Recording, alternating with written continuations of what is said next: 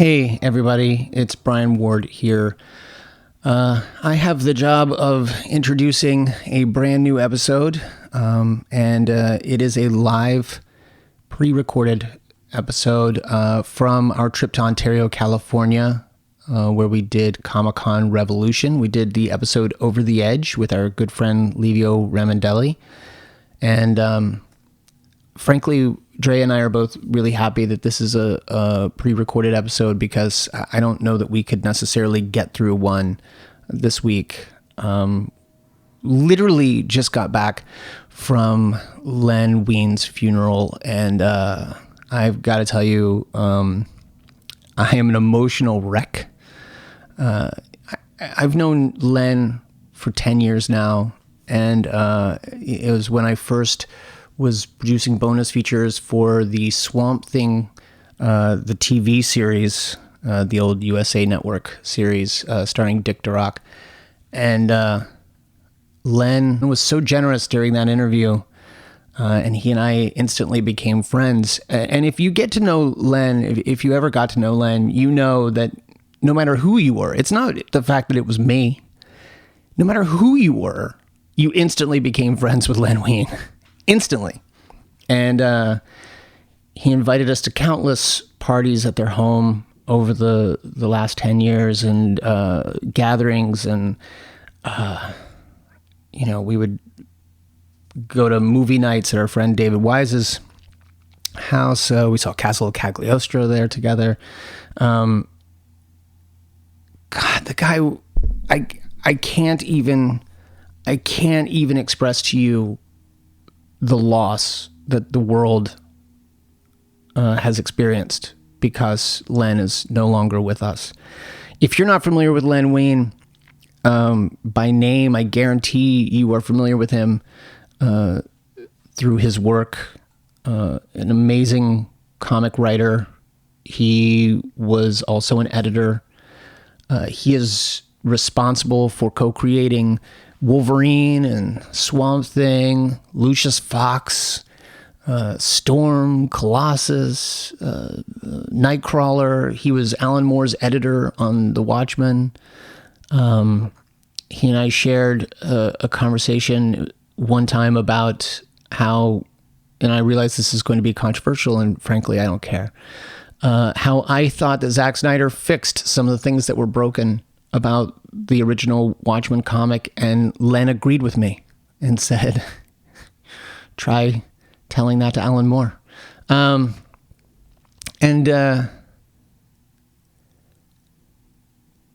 so grateful for the conversations that we did have. I regret not having the conversations that we never got a chance to have. And I'm already missing him dearly. Christine, his wife, and his stepson Michael, they both have my deepest of condolences, and I'm very much looking forward to seeing them again very soon. So with that said, here's Over the Edge with myself, Drea, and Livio Ramondelli, and this one is dedicated to our friend Len Wein and his family and his world of friends. Hello, everyone. Welcome to Comic-Con Revolution. Everybody enjoying the show so far? Yes. I'm absolutely digging it. Thanks for joining us. We are the Arkham Sessions. Dre and I. Has anyone ever heard of our podcast before? This would be, some of you. Okay, this is great. All right, so my name is Brian Ward, and I co-host a podcast called The Arkham Sessions.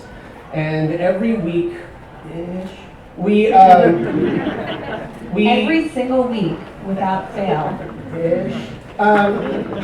We analyze every single episode of Batman the Animated Series and the new Batman Adventures from the critical eye of a clinical psychologist. With us is that clinical psychologist. So I would like to introduce her. She also runs the website underthemaskonline.com, and she has been written into Batgirl canon by Gail Simone. She is Batgirl's therapist. And everyone please welcome Dr. Andrea Letamendi.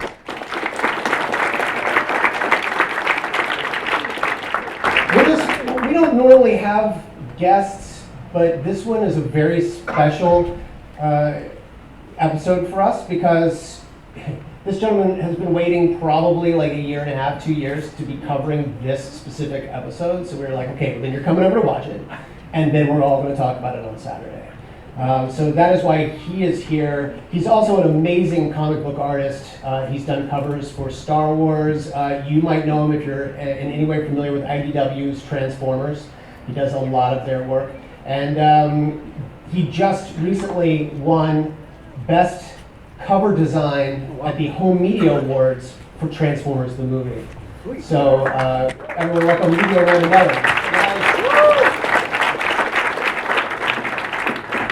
First of all, Drea, I just want to ask you, for folks who don't already know, just a brief rundown, why Batman for you?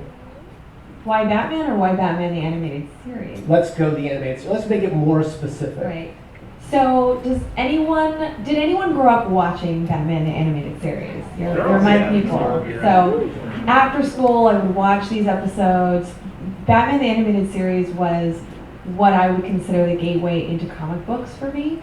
I absolutely love the show. I would be pretty fascinated with it, and as I grew older, I realized that this show is incredibly written, so deep and so psychologically rich that as I got into my profession and got a PhD and became a psychologist, I went back to the animated series and started to really dig into the psychology of each episode, and that's where our podcast came about. Is that we decided, well, Brian was like, all we do is talk about Batman, and all you do is talk about Batman all day, and the psychology of Batman. Why not just create a podcast? So we did that, and what we do is we take a look at each show, and we discuss elements of the show. But what I do is I try to lift up psychological science from the episode to teach a little bit about what we know about how the mind works, anything from clinical depression to trauma to dreams. I know today we might talk a little bit about some of those things. So what's wrong with Batman? To every episode, we fight over what's wrong with Batman. I say nothing at all. He's doing the best that he can with what he has. And she has a doctorate. That's nuts. It's true. All right. So for me, I know I've talked to a lot of folks who grew up watching Batman the Animated Series or reading the comic books, and I love hearing the connection that folks have to his story. And I think that when we fall in love with comic books, and when we, whether it's a TV show or graphic novels or films, when we really connect with them, I think that it's because there's a part of us there. I think that we relate to the narratives, that even though they're about superheroes, and even though they're fantastic or fantastical, that there are lots of human elements and there's lots of psychology there. So I try to teach about psychology using the art and the narrative of comics. So what would you say is the ultimate goal of the show itself in terms of the audience and what you want them to get out of it? Well, for our goal, we try to have fun with it. I think that's one of the main goals, is that we just try to, like we're doing today, we certainly want to get together and have a good time. And we also, at least one of my goals, is to ensure that by the end of the episode, by the end of the hour, we've tried to provide a little bit more awareness and education around mental health, and try to reduce stigma around mental health issues so that folks feel more empowered and equipped. Livio, as someone who spends his career telling stories via art, what does a series like Batman the Animated Series mean to you? Yeah, I mean, I think like a lot of you guys, I grew up on it, and I think we all remember just how different that series looked from other cartoons. I mean, it was just so dark and interesting, and I think there was a time on Fox they were airing it at night on the weekends because they were like, there's a lot of adults watching the show. This isn't just like a kid show. And then it's really like held up over the years. I remember just visually, it's been inspiring for my whole life because it was just, the cities were so kind of dark and interesting, and the design choices, you would have world with like freezing weapons, all this advanced technology, but then all the TVs were black and white. It was a really kind of interesting looking show. And I think people have tried to duplicate it years since, but I think for a lot of us, that's sort of the definitive Batman, is that universe and those characters. So, It just occurred to me, something you just pointed out. Yeah. So the TVs are all black and white, which is Yeah. something we've certainly noticed. But in the last episode we did, Joker's Millions, yeah. there are DVDs being advertised. Those are you're ruining everything that DVD is trying to do by putting it on a black and white TV. What? Come on, that's nuts.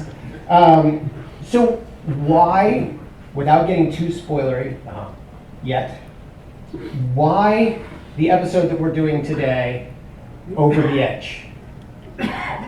For starters, who has seen Over the Edge of the new Batman Adventures written by Paul Dini? Only one. Okay, we've got a few. All right. Oh, this is a great episode. Okay, then forget what I just asked you. We're diving right into this one.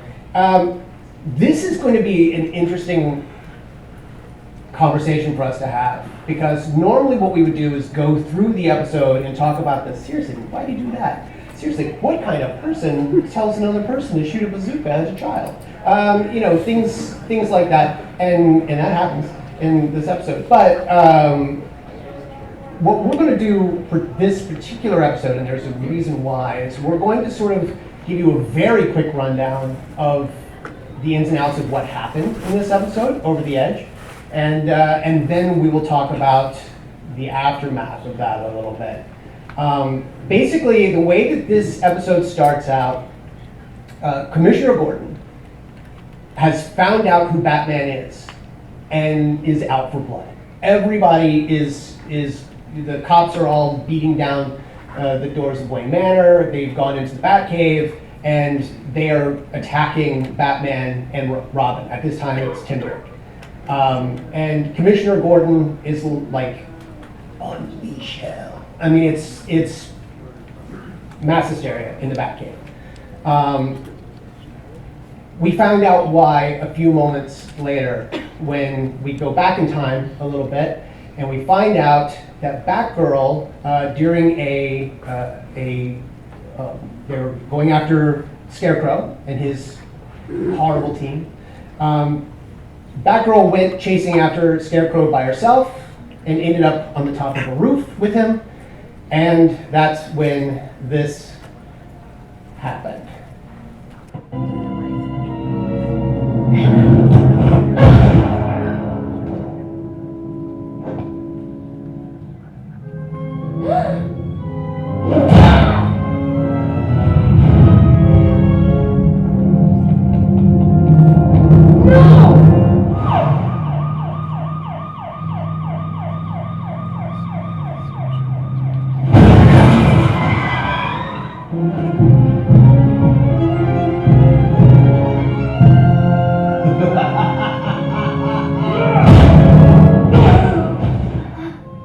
Oh man. Meister. Call an ambulance! Barbara?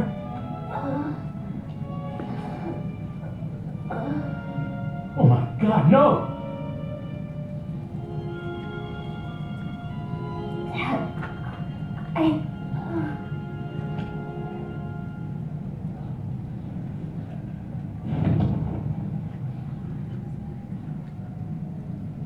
Jim. How could you? I worked with you, trusted you, and you never told me? She was my daughter. My daughter.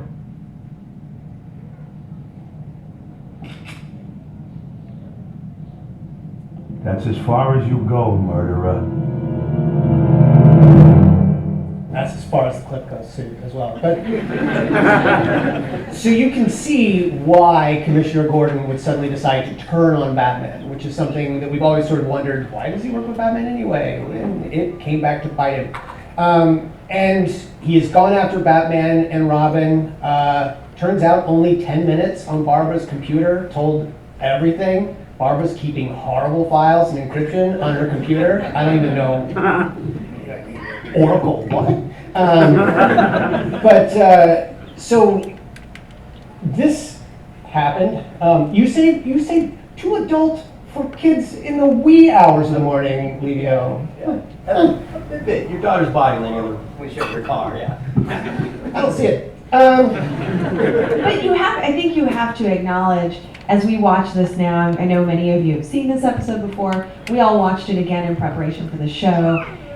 When you see this, whether you're an adult or a child, this is so different than many animated shows we've seen. I think this is why it's so well known, that it truly was groundbreaking, and it's beautiful in terms of its art and narrative, but it also, when you look at some of the violence and when you look at some of the trauma that's utilized, that you actually see. It's not implied, because I think shows right now use a lot of implication. This is not implied. You definitely see Batgirl being struck. You see her by the Scarecrow, and then you see her fall and land on the car.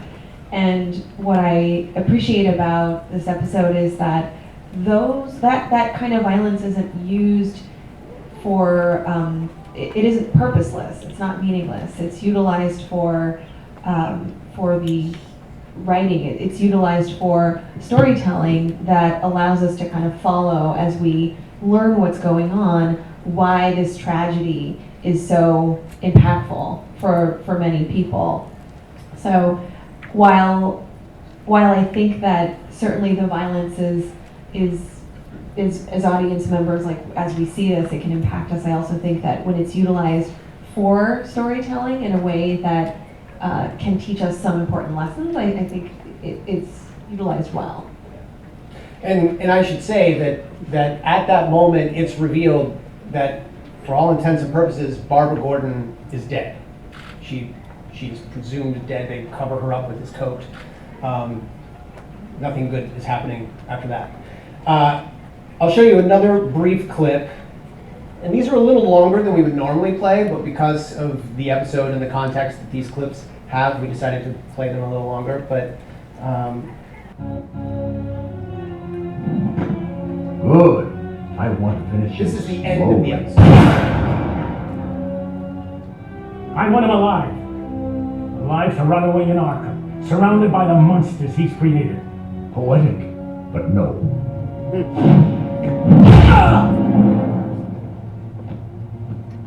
We had a deal. Thought about it. Didn't work for me.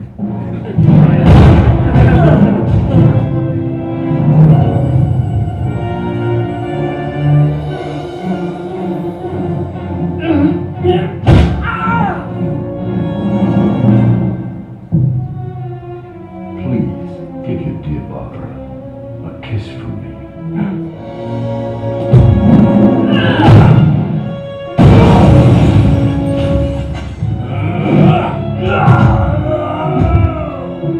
Time to die. You first.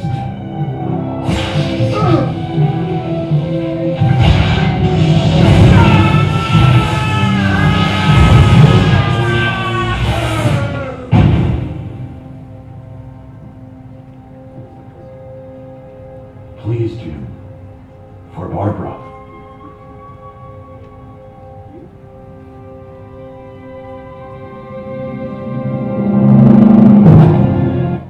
Okay, so shortly later we see Bane actually stands up and reattacks, and so he didn't kill Bane, but you first certainly suggests that he was trying to. Drea, now I know we're going to learn a little bit about this, but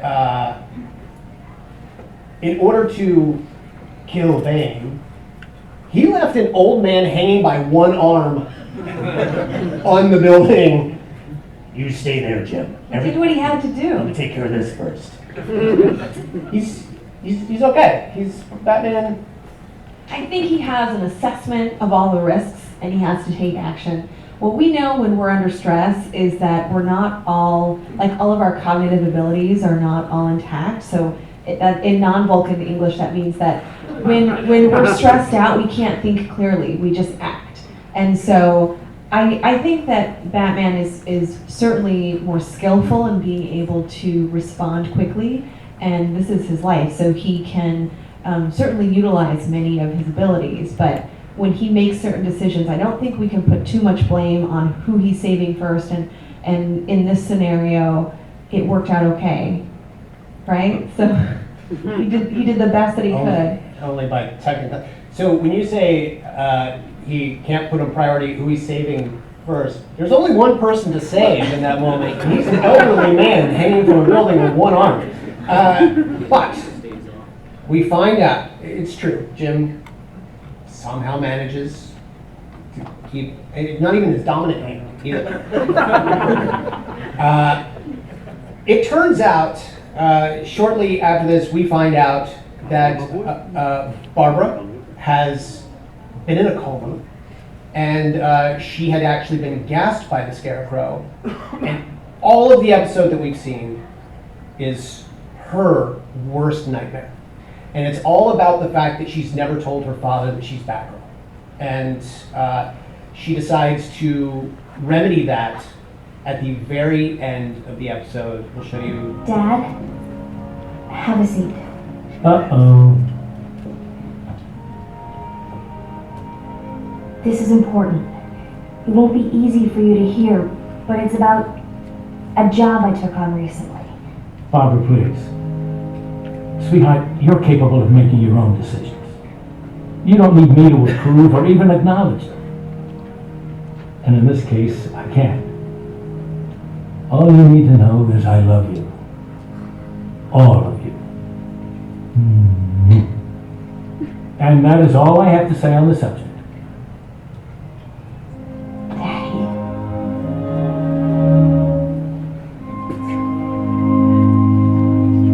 So she didn't fall from the building, she didn't land on her father's car, she didn't die. But in a weird sort of, kind of what I want to focus on a little bit is we now understand that this is Barbara's interpretation of her worst fear.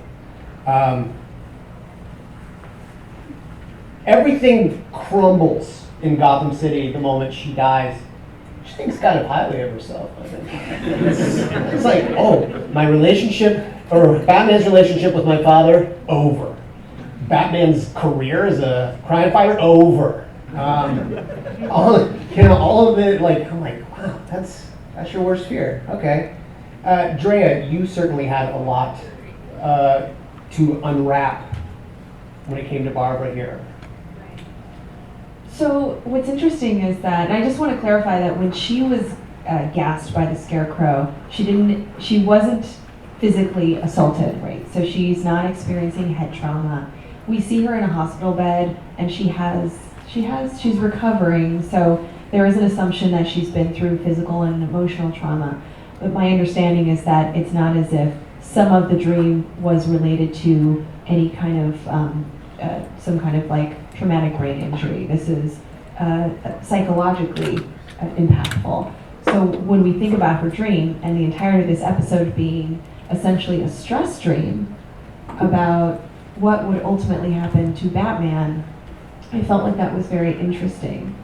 The realism here is that we do have stress dreams, like whatever our worst fears are, what we feel anxious about, what we are nervous about. If we have a presentation or a panel, maybe the night before we have weird dreams about it, and what it looks like, and who's there, and what you say accidentally. And when, certainly dreams are the types of things that people analyze, but the truth is, scientifically, that dreams are more or less pretty random, and folks say that there are kind of connections in the brain that happens. When we have stress dreams, there are some connections to our anxieties, our worst fears, certainly unresolved conflicts that we may be thinking about. And I felt like this, in a way, was representing the chasm that Barbara experiences internally. She has this secret identity, and her father doesn't know she's Batgirl. Right. And so she's very close with her father, and she's experiencing that sense of anxiety and even a sense that she's betraying him. And so that's coming out in this dream as she's kind of projecting what, like, the worst case scenario. We call that catastrophizing. So the worst case scenario would be exactly the things that you're saying. You know, the world would crumble if this would ultimately happen, and it would be my fault, is what she's thinking. Catastrophize. Got it. So Livio, tell me, earlier question, why Over the Edge for you? Yeah, I mean, I think it's like widely considered one of the best episodes of the series. And there's two reasons I really love it. One is it sort of functions as kind of like a nightmarish final episode of the Batman animated series. Like, you could argue that's one eventual outcome for those characters. And I also think it's great that for an episode that's basically a dream sequence, you don't feel cheated at the end, I feel, because you've seen such horrible stuff. You're like, wow, that was really cool to watch, but I'm also glad that those characters didn't go through that. So I think it kind of benefits from showing you some really interesting stuff. But you're also like, I don't think at the end you feel like, oh, I kind of wanted all that to be real. It's pretty brutal. What kind of person are you that you wanted all that to be real, Livio? Since we're on a couch, tell us more. Ethically, are you allowed to be on the couch too? No. We've got an episode all about ethics, so be sure to tune in for that one. Well, it's funny, you talk about possible outcomes. There is another clip here that this is toward the beginning of the episode. Nightwing has come in, has helped Batman and Robin escape. They are hiding basically in a sewer. A couple little things sort of in support of what you... I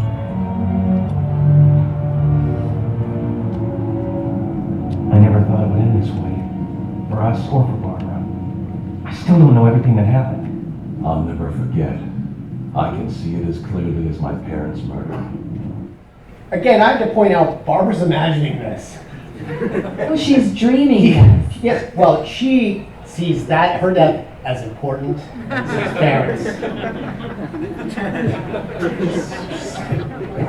Yeah, I would admit... Millennials, right? I was gonna say, I would make the argument that this is actually a worse event to happen to Batman than losing his parents. Because this is him getting an apprentice killed, and it's destroying the legacy of not only Batman, but the Wayne family. Yes, I would like to argue that even though it's written that this is Barbara's fear, the episode is written almost as if it is Batman's worst fear. Everything coming untangled, losing Batgirl in front of her father. He's been sharing this secret just as long as she has, and betraying Commissioner Gordon, easily one of his most trusted allies. And the entire thing comes crashing down. He encourages Tim to give himself up because he knows that Tim won't be blamed for it. And Batman admits that this is the end for him. And to me, it's more Batman's worst fear, realizing that it's all come to nothing. I mean, he failed.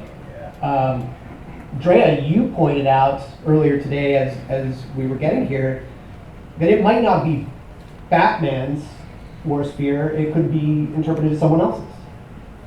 Well, did I say it was Barbara's worst fear? No, because that's what we thought it was. What did I... Oh, yes. Right. Yes. It is, I mean, if you think about what happens, it is Commissioner Gordon's worst fear. If at the end of the episode we're assuming that he has some inclination that she's working with Batman. Because I think at the end of the episode, there's that kind of agreed upon, you don't have to tell me what's going on, I sort of know. So clearly, if Commissioner Gordon has some sense that that's the case, then yes, of course, witnessing the death of his daughter and losing her, I think that's certainly his worst fear. And then losing his buddy, Bruce Wayne, Batman. In this episode, he knows he's Bruce Wayne, but I think that would be Commissioner Gordon's worst fear. So Drea, what was your ultimate take on this particular episode as you A, watched it through for the first time, not knowing the twist at the end, and then B, as you found out the twist, what were your thoughts? Well, I think as we unpack this as Barbara's worst fear, so all of the events that happen are representative of her failing, right? So and in previous episodes, she's been trying to be just as good as the boys. She's one of the sidekicks. She's been working with Batman. We're unsure if she's living in Wayne Manor. We had the conversation of whether at this point she's living there or not. What kinds of relationships they're having. And anyway, so some of my folks will know what I'm talking about. What kind of relationships are they having? Does anyone have a take on the relationships? By this point in the series, obviously Nightwing has left the coop. Batman's brought in a new kid who kind of has the Jason Todd story mixed with Tim Drake. Yeah. They're ignoring Jason altogether. But there's some sort of controversy as to whether, can Barbara live at Wayne Manor? Yeah, like for anyone who knows the new Batman Adventures cartoons, there's a couple scenes through the episodes that strongly sort of suggest Batman and Batgirl have a relationship, which if that's going on during this episode, that really changes things. So if Gordon's on her computer and he sees 10 minutes or like 2 minutes of look up stuff, it could be more than just you were working with it. Why are you so upset? Yeah. But I think so as we unpack this as Barbara's worst fear, it's interesting that it aligns so much with Bruce Wayne's worst fear as far as what Livio's talking about. He's failed as someone who's supposed to take care of these youngsters and who is essentially trying to do some good and trying to undo what was essentially done to his parents. And I think that for Barbara to be reenacting that in this nightmare, it's almost as if there's some vicarious transformation there, that she is vicariously experiencing whatever unresolved stuff Batman's going through. Maybe because they're spending so much time together, but that does happen to us. If we're close to someone who has unresolved trauma and they haven't been able to reconcile their own fears, anxieties, their own nightmares, their own their challenges related to that, it can impact the people that you're close to. There's one more clip that I want to show. This one is interesting because it kind of touches on some things that we've discussed in the podcast before. This is actually a moment where Renee Montoya, one of your favorite characters, and Harvey are watching TV, and suddenly on this sort of news talk show, you see the rogues are being interviewed. Harley gives her account.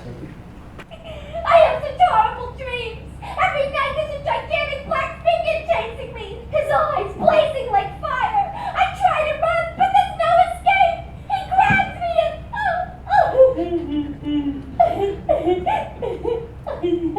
The truth is, none of us would have turned to crime if it had not been for Batman. We were helpless, lost souls crying out for understanding. What we got was a beating from a self-righteous madman. Our civil rights were clearly abused. Now that we finally know the face behind the mask, we demand justice, we demand satisfaction. We demand money. On advice from legal counsel, we have launched a $1 billion lawsuit. If the bat's on a spree, Wayne must pay the fee. So that brings up an interesting conversation that we've had before, that there's sort of the question of, does Batman exist because of the rogues, or do the rogues exist because of Batman? Drea, this comes right out and sort of suggests that that's the case. At least they're trying to play it off that way for the $1 billion payday. But what are your thoughts? Well, I think it's fascinating that while they're playing it up, they're saying they're haunted by him. So is it possible that there's, because of the interactions they have over time, he's been in conflict with them, he's been putting them away in Arkham, they escape, which I know that he, as Bruce Wayne, he has some control over that facility. It's rather easy to escape. So I believe that there is some kind of necessary interaction that he needs from them. So it's a little bit of a symbiotic relationship there. And I would say that he would be pleased that he's haunting them. Livio? I'm just going to add on that I think that notion of Batman, I've always loved that he sort of creates villains in the city. That he tried to do good, he escalates things and makes them worse. So in this episode, I do love that you could say he basically does that to Gordon, because Gordon was like the one good man in Gotham. And then in this episode, his motivations make a lot of sense at first for wanting revenge against Batman.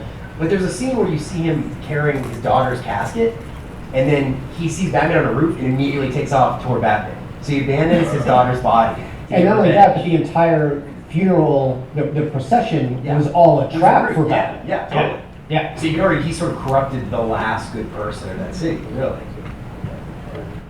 He's doing the best that he can. He's been through a lot, Livio. I know, I understand. But one could argue he's the one putting himself through a lot. Yeah. You know, he probably we've talked before about like is Gotham better off with Batman as a vigilante or as Bruce or with Bruce as a philanthropist? Because there are scenes that we've seen in the animated series where he is basically paying for Harvey Dent's therapy and is going to give him facial reconstruction surgery because Harvey can't look in the mirror without instantly thinking, I'm a monster, I must be a villain. And Bruce is like, I'm going to pay for you to have surgery so that you don't have that problem. And even the psychologist is telling him, you know, you've gone quite a while without having the Two-Face sort of come out in you. And then we find out that, you know, Two-Face just won't die. But ultimately, like, if Bruce was putting some money towards, you know, actual therapy, because I argue that they're not scared of Batman. You know, one of my whole things on the show is that I have a very love-hate relationship with Batman. For starters, I think he's awesome. He's my favorite thing to read easily each month. And yet, I think he's sort of a horrible hero. Because, you know, the whole thing, Bill Finger and Bob Kane created this notion that he was going to instill fear into the hearts of the cowardly criminal lot. And yet, you've got supervillains like the Joker, Harley, Two-Face, you know, Mad Hatter, folks like that. And you're like, okay, well, they're crazy. So we'll cast them aside. They each have henchmen. Well, they're more scared of the supervillains than they are of Batman. So we'll give them that. There are common muggings in Gotham City. So like Batman's not even scaring the mugger in the alleyway, who's really the reason he started doing it to begin with. So some of these villains break out of Arkham just to screw with Batman. They know they're going right back. So well, they're doing the best that they can. What they've been through. It's true. I can't really blame them. Well, but going back to one of your points, I think if Batman truly believed in recovery and rehabilitation, then yes, as Bruce Wayne, he would be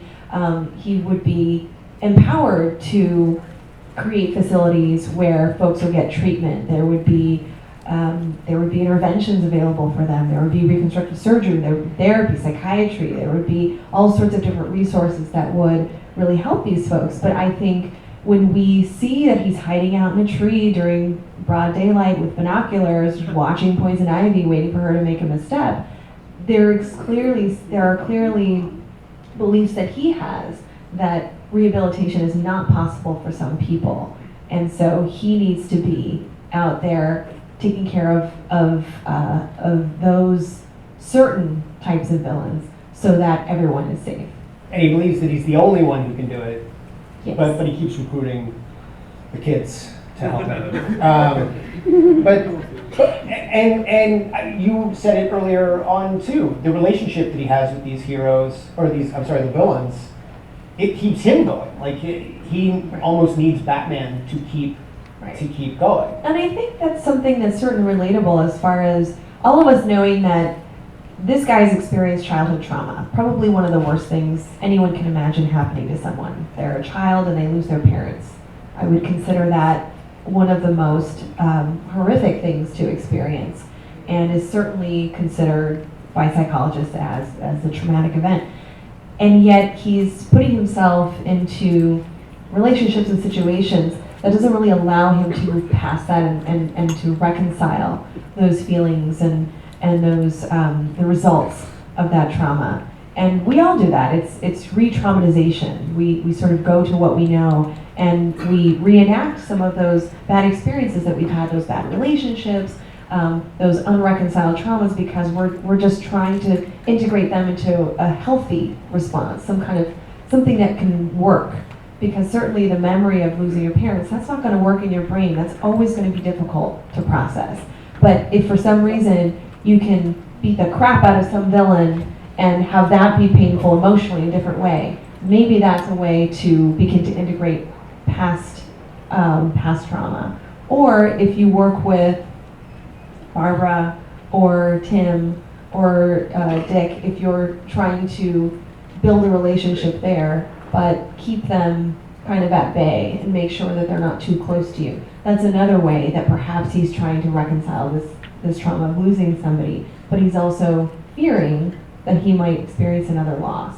So it's all, I think, I'm joking and I'm saying like he's doing the best that he can, but what I really mean by that is that he's making attempts to reestablish healthy relationships. He's making attempts to deal with violence and loss in different ways. And that's actually what we're all trying to do every day. I want to go ahead and open it up to any questions that you guys might have. It doesn't have to even be about this episode. It could just be about Batman in general.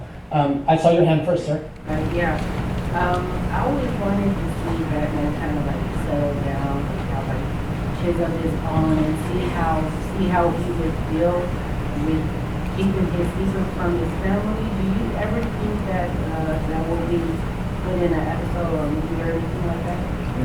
We did talk a little bit about him settling down and the possibilities during Mask of the Phantasm, because there is that possibility with Andrea, but he can't sort of keep it at bay. Yeah, I thought you sort of got that in The Dark Knight Rises, but I thought I don't know if I believe that that's a dude who can totally leave everything behind.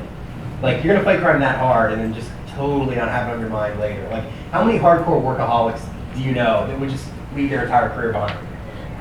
I almost think he would go looking for the perfect mate who could become the next Batgirl. So, how athletic are you? What's that? Yeah, for sure. I mean, yeah. And then that just means that they're going out every night and he's chasing her. I mean, that's... Drea, do you think... Yeah, you gotta keep it spicy. Drea, do you think that Bruce can settle down? I tend to think that it's never a good idea to say that a single individual can't or never will or shouldn't. Yes, I always think there's a possibility that somebody like this character could have a family and settle down. Whatever, like when we say settle down, what does that mean? For him, his own version of that, I could almost see what he's building with, even in this current family, in the BTAS family with Tim and Barbara. That's a family. Maybe in his mind, this is settling down. This is trying to build strong, healthy relationships with folks that he can trust. And for him, maybe that's considered successful interpersonally. Maybe that's what he considers a family. And so if I were his psychologist, and this is what somebody's telling me, like, this is family to me, who am I to say, no, you really need to legally get married and have your own biological children and stop wearing that mask? Like, who am I to say that? But really, you just really want to keep seeing the map. Right. Don't get to come in next week, every week. Yeah. And what do you guys think about Barbara Gordon in The Killing Joke? Oh, Barbara Gordon in The Killing Joke. Now we're talking about the movie. All right. It's all Brian. That's pretty good. No, are you guys? How many people have read The Killing Joke? Okay. So for anyone who hasn't, that's the famous, infamous story where Barbara Gordon basically answers the door and the Joker shoots her in the spine and paralyzes her. And in the comic, that's really her only sort of function. And she was paralyzed permanently for many, many years. In that particular comic. In that comic, but then but it's sort of a very controversial story because a lot of people think she's in there just to be a victim. But she's sort of been reborn as Oracle character later, where she has a lot of knowledge and helps, but yeah. And you needed that trauma in order for you to be written into Batgirl. I can't blame that, because otherwise she wouldn't need a psychologist to come in the New 52 and work with her on her physical and psychological trauma. So in saying that, I think that you can almost take a story like that. I would never say that that story should never have been written. I think certainly there are parts of that story that are horrific and don't necessarily give Barbara Gordon enough narrative, enough of a storyline. But what comes later in various forms is really important for us, as far as seeing how she recovers from that trauma, understanding that what happened to her shouldn't define her, understanding that she can literally create her own identity following that, and become a dynamic, successful superhero, whether you're going the New 52 version or Oracle. So I think that that's a really great example of a story that by itself, kind of is its own thing, but in the larger canon, I think has a lot of value. But and to the point, your question is specifically about the movie, which tacked on an extra 25 minutes to the beginning of the movie that's all about Barbara, which I thought if you were just taking those 25 minutes, it would have made a great pilot for an animated series about Batgirl. I didn't need it to explain why it was a big deal that she got shot later. Like I didn't need that. But yeah. Yeah, I thought it was, in some ways I thought that edition of the animated adaptation was worse, because I felt like you got a lot about her, she was fully fleshed out, and then she just vanishes in the story. Yeah. And then she gets this 2-second epilogue at the end, but in a way I thought it served her less than the actual comic did. Mm-hmm. So. But as a standalone, I would have been fine with that story. Yeah, as a Batgirl series, the first 25 minutes are great. And that part of the story was also controversial because of the not quite. They blatantly talk about the relationship between Barbara and Batman. They don't just talk about it. Any other questions? Is this the only time we've seen Bane in the new Batman or the new Adventures? This is the first time. Yeah. The first time. Does he show up again? Yeah. Later? Okay. But this is probably the best Bane you ever get in the animated series. I mean, there's a fight. And technically, we didn't even get him. That's true. Yeah. But there's a fight scene before that scene on the roof with Bane that is just, until The Dark Knight Rises, was like the most brutal Bane had been seen. Right. Go ahead. I was just saying it's unusual because before this, had Barbara encountered Bane before this in the show, as far as we know? No. That's a good question. Yeah, why would she put that villain? Why is Bane there? Why is Barbara dreaming about Bane? Yeah, that's what I was thinking. Right. Why is Barbara? Maybe she knew that's a villain. Of all the villains that could enter her subconscious in this, I mean, obviously there's the one that makes it, but then Bane. Yeah. The one person who can break the bat. Yeah, maybe she just knew that in Batman's villains there's only a handful that are like the worst. There's only one dude Batman's scared of, and it's Bane. But something that we talked about when we were watching the show, it's interesting when you watch the character development in terms of their physicality over the course of the animated series up to new Batman Adventures. They are horrific in the new Batman Adventures, the majority of them. And it did almost get to a point where you're like, if you're going to look at this from the arc of, like our show, one episode at a time, we're not allowed to reference anything that happens before or after. We're only allowed to reference things we've seen before. They are becoming more and more grotesque the longer they fight Batman. And I don't think it's just because he's pummeling them. Well, Scarecrow doesn't even wear a mask anymore. That's his thing. Scarecrow was a stick, and now he's a hulking mass. I'm not even convinced it's the same dude. Any other questions? Yes, sir. Okay, so this question's a little bit less on the Batman side, more about you guys. So, right now I'm majoring in psychology and I'm set to get my BA in a year, focusing on clinical, and I'm a huge nerd. So I sort of love what you're doing, taking this analyzing stuff. I myself have a very, very, very small YouTube channel where I do a similar thing of analyzing fictional characters in a psychological sense. How do you get to the point where you guys are? How do you work towards that to be able to come and speak and analyze characters as basically what you do? Well, first, give us the name of your YouTube channel so we can. It's Ball in Place. I started at the gaming channel, but now it's more like analysis and stuff. So that's one thing to do, is just to mention where folks can find you. That's always important when you're trying to draw an audience. As far as, and by the way, awesome t-shirt. Oh, thank you. Oswald. I would say that when you're doing something that's pretty innovative in terms of intersecting fields, like whether you're a psychologist or whether you're in some other field, and you're really into this kind of thing, I think it's an opportunity. And when I saw this opportunity to build a show together, one of the main primary things that I first did was to kind of write out a mission. It sounds like a superhero thing, but I did. I wrote out, like, why am I doing this? What is the purpose of this? Because it's going to be a lot of work. And you know this because you run a YouTube channel. So if you have a podcast, or you're developing a podcast, or you are writing on a blog, or you're contributing as a writer, it's a lot of work. And so it's important to always think about, like, why am I doing this? I'm sure as an artist you think about this as well. This is your profession. So what is important about this? What will draw all this stuff together? What is the common golden thread that's going to keep me moving forward? Because it's going to be a lot of work. And so one of the things that I did when we first started this was to really think about this seriously and decide that first and foremost, what's important for me is that as we work together, ultimately, I am increasing awareness about mental health and decreasing stigma in regards to, a large population of folks who have mental health illnesses. And that was my primary goal. And I think that if you can articulate what's important to you and the purpose of your artistic endeavor or project, then that can really propel you forward.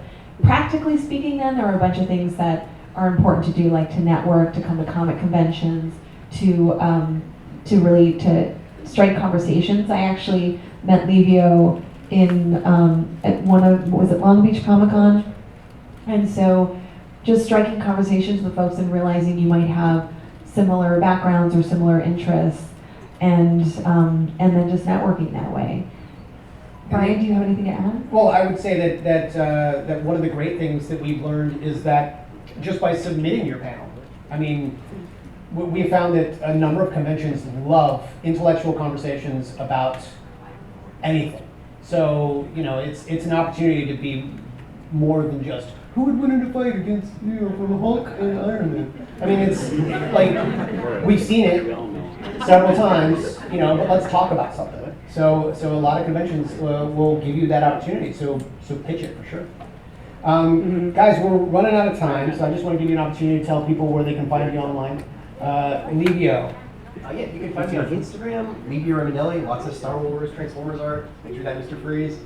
So, yeah, you guys can read the comics, so just follow me on Instagram.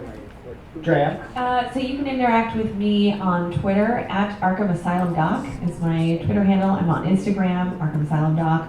And Brian and I will be having a meet and greet if you'd like to chat more, especially about how to build out something like this. We will be at GA1 from 4:30 to 6:30, and we'd be happy to chat with you some more. And come check out Livio's art. He is down in Artist Alley at L1. We want to thank you guys for coming, and hope you enjoy the rest of your show.